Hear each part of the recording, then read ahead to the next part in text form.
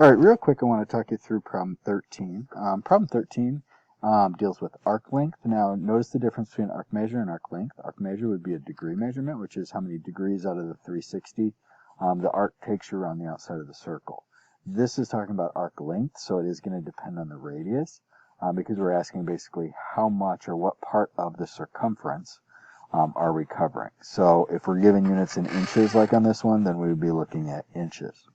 All right, so first and foremost, we've got, it talks about arc QPT. So Q to P to T. We'll go ahead and mark that on here. QPT, which is right around here.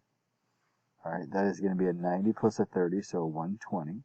Now, it is unusual for them to use 3 letters to mark a minor arc, but they did do that here, so we just have to be flexible that both could happen. So that gives us this first answer here. Now, the second one asks us to find the arc length. All right, so what we're going to do is we're going to use that arc measurement we just found, the 120, we're going to put that over 360. All right, because that's the fraction of the circle we're taking. We're taking 1/3 of the circle, and in this case, since it's arc length, 1/3 of the circle's circumference. All right, circumference is 2 pi r, so they took the r of 10 straight from the given. All right, drop that into 2 pi r right here.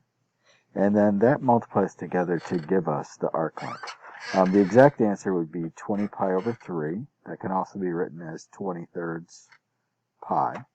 And then the decimal approximation, because it did say to the nearest hundredth, is 20.94.